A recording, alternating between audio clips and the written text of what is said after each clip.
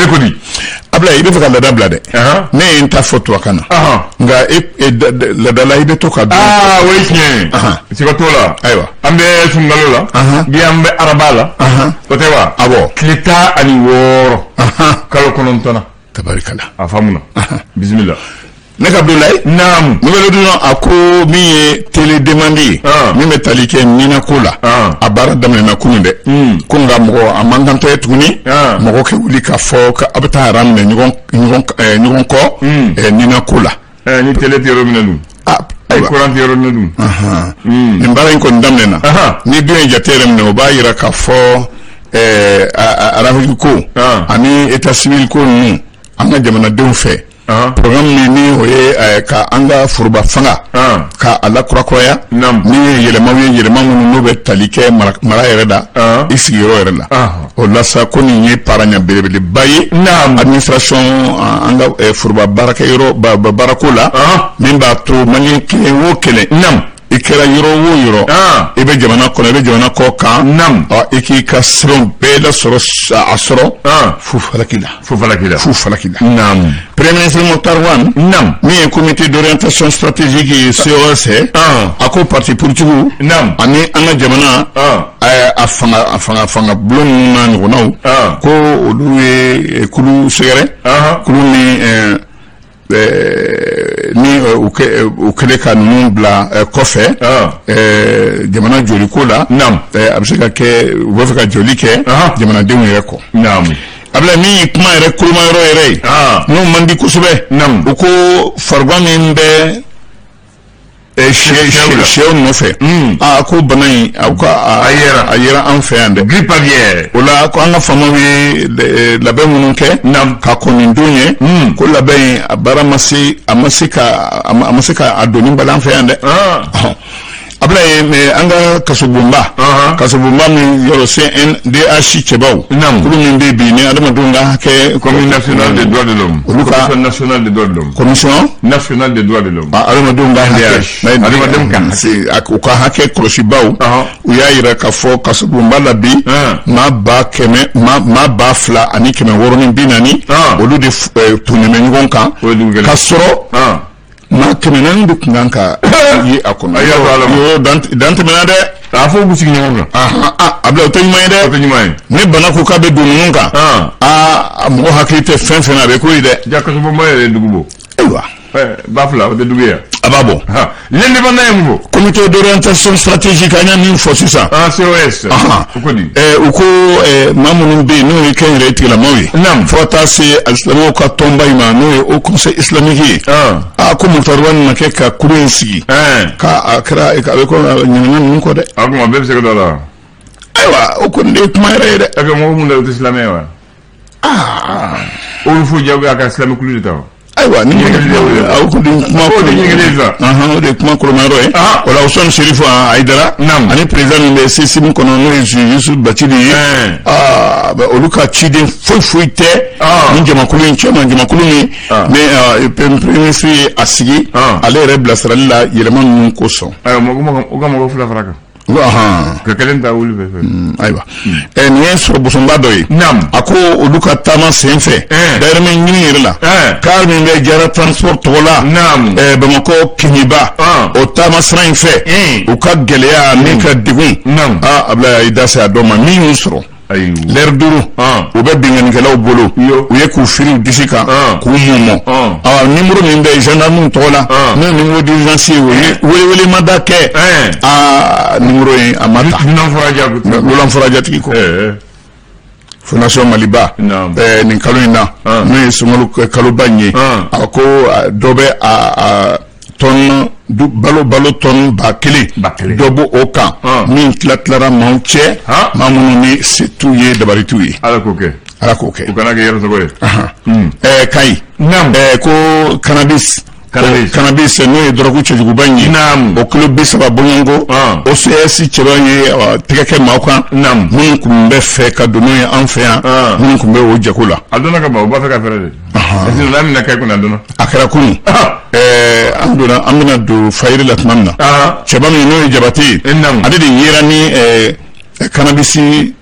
kilo 30 bɔɲɔgɔnko ye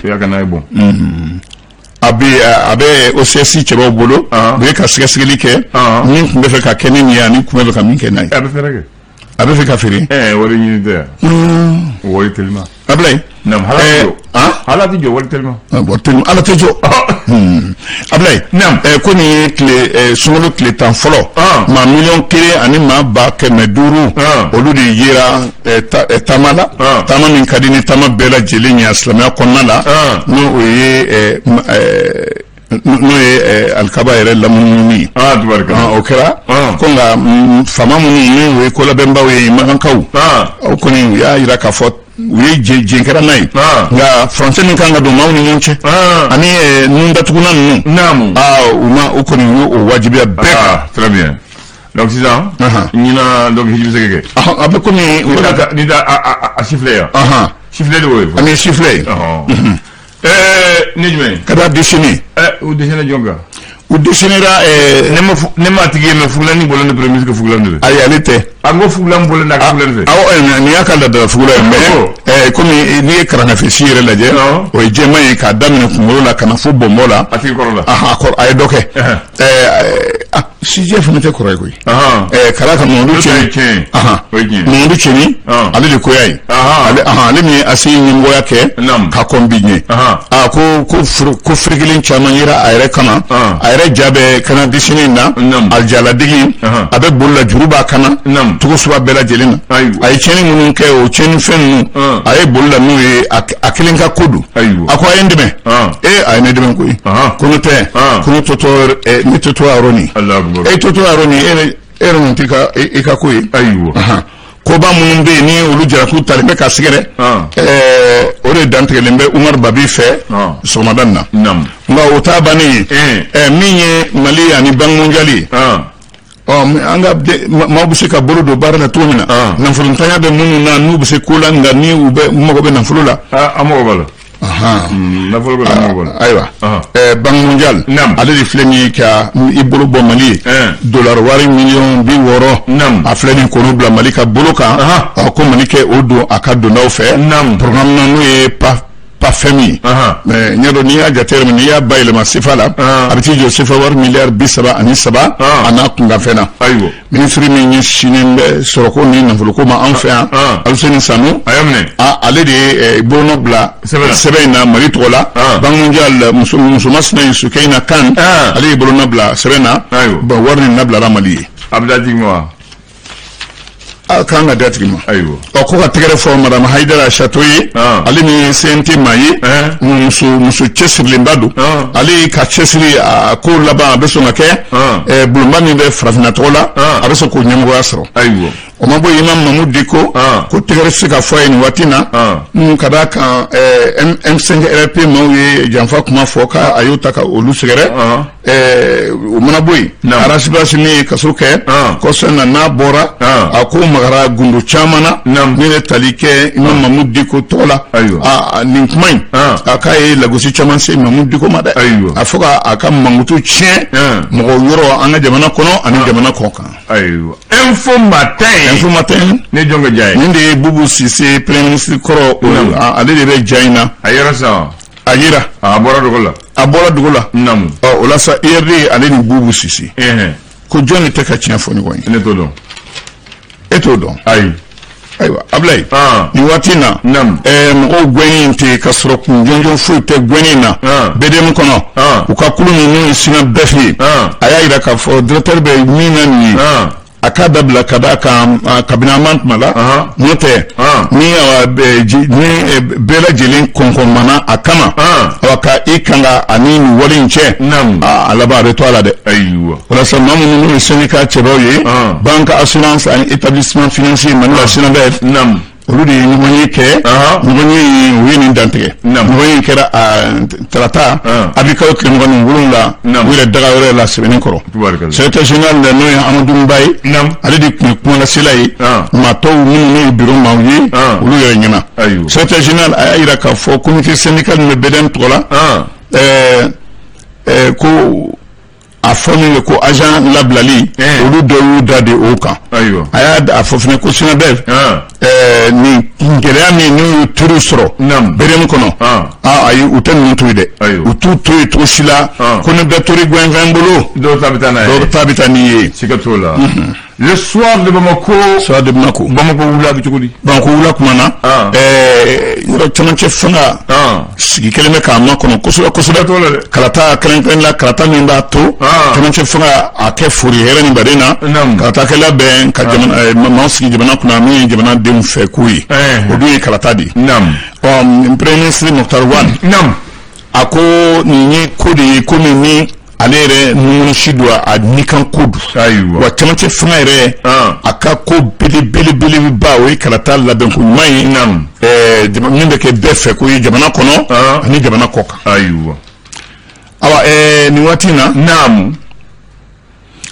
min ye Birisa Ɲagami ye kɛrɛnkɛrɛn la parti kɔnɔ min ni o ye URD ye kɛrɛnkɛrɛn la jɔn bɛna ta ka kɛ parti ka cɛbɔ ye denmisɛn naka minnu bɛ parti URD kɔnɔ olu kɔni gouvernement dabila ka fɔ premier mai ne y'an ka baarakɛlaw ka sanyɛlɛma ɲɛnajɛ ye o sen fɛ URD cɛbaw kɛ u jɔyɔrɔ la u kɛ hakili jagabɔ kɛ ko kana taa kɛ yɛrɛsagokɛ ye a kana taa kɛ fɛko ye min bɛna parti yɛrɛ ci nka kɛ u bɛɛ da kɛ fili kelen na ka ko lajɛya ɲɔgɔn bolo Ablaye nin waati in na maliyɛn minnu n'olu sigilen bɛ kɔ kan kɛrɛnkɛrɛn la minnu ni olu bɛ Niger jamana kɔnɔ a caman minnu n'u jɛnna ni nali ye u ye olu ta pankurun sarabɔbali la ka bɔ u bɔra Niger maa 96 maliyɛn kunda olu de taara ten ka u sɛnsɛn ka na u bila aéroport la ka tila k'i kɔ don u la bolaŋolon nka u ka laɲini don dɛ ko yarɔ BCEAO filɛ nin ka na yira k'a fɔ kuma dɔw bɛ sen na ko nafolomugu dɔ min n'aw bɛ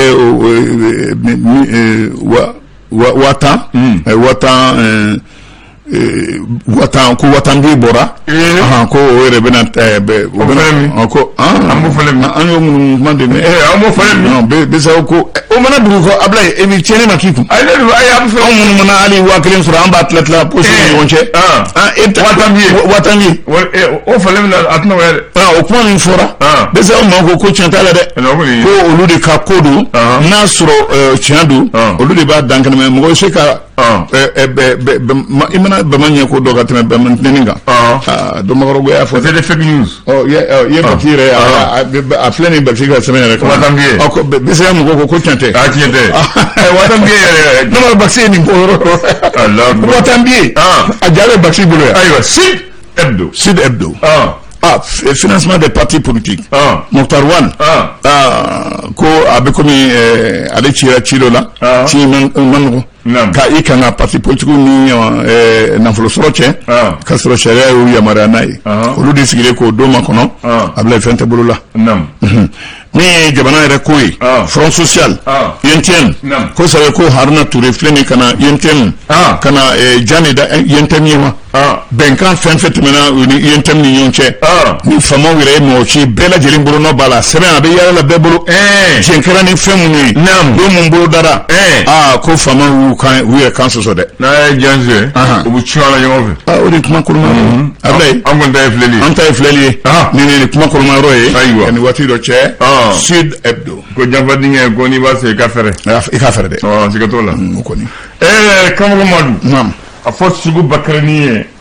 an bɛ taa n'a ye yɔrɔ dɔ la o yɔrɔ an kɔni y'a sɔrɔ a bɛ a cogo la sisan de a taa cogo la e yɛrɛ b'o dɔn ka tɛmɛnen kan Bagadaji kɛnɛba ne nana Bamako misiriba ani assemblée cɛ kɛnɛ de tun don foyi tun tɛ foyi tiɲɛ don e jɔlen don Rio da la e bɛ misiriba ye i b'a ye e jɔlen don misiriba da la assemblée b'a ye ka assemblée ma kori so kelen a bɛ cɛmancɛ tiɲɛ don n'i y'o sɔrɔ yan tiɲɛ don Bakari m'o sɔrɔ yan dɛ ayi de a tɛ se k'a fɔ k'a a y'a sɔrɔ tiɲɛ nana kɛnɛba don a tɛ se k'a fɔ k'a a kɛnɛ la ni juma bɛ kɛ ni Musa bɛ taa juma na mɔgɔw bɛ taa u ka mobili jɔ o yɔrɔ la kosɛbɛ polisi bɛ yɔrɔ kori taa ka segin bɛ k'a ɲɛ ma mobili bɛ taa ka segin ka yɔrɔ bɛ kori kosɛbɛ mais o yɔrɔ fana o yɔrɔ mun de tun bɛ yen maramagaba tun bɛ yen coiffeur tun bɛ yen phototala tun bɛ yen montre dilan tun bɛ yen hali torche dilanla tun bɛ o yɔrɔ la torche dilanna tun bɛ o yɔrɔ la mais a yɛlɛko ye jumɛn ye ni ne ko phototala ali sisan phototala tɛ ne dɛ Ghanéen de tun sigilen don kɛsu b'u bolo muso i bɛ kunkolo da la wallahi n'u y'i photo ta n'a ma ɲɛ u bɛ kɛrɛn ta k'i dafa kosɛbɛ anw y'o ye yan o kɛra bon ba ko fɔ Bakari Bakari a yɔrɔ yɛlɛko ye min ye aw bɛ to ɲɔgɔn sɔsɔ la phototala yɛrɛ b'a fɔ ko e yɛrɛ de ye nin cɛ b'a fɔ k'ale tɛ nin ko e tɛ nin cogo di ko a lajɛ kɛ ko e ma nun seligeni ye wa ko nun yɔrɔ jɛngɛnna u bɛ mɔgɔ dɔw tɛmɛ sɔn na ko est ce que nin cɛ nin filɛ nin ani nin bɔlen tɛ yɔrɔ o ye balawu ye dɛ o de tun bɛ kɛ Bagaji kɛnɛba in kan yan Basi nin ye kɔrɔlen de ye an bɛ min ɲɛfɔ ɲɛna i ma nin waati ye mais sisan hali sisan ne tɛ se ka tɛmɛ Allahu akbar kɛnɛ yɛrɛ tɛ tuguni assemblée da yɛrɛ kɛ sugu ye pewu Dumbuya Abadi tɛ Kambe mashallah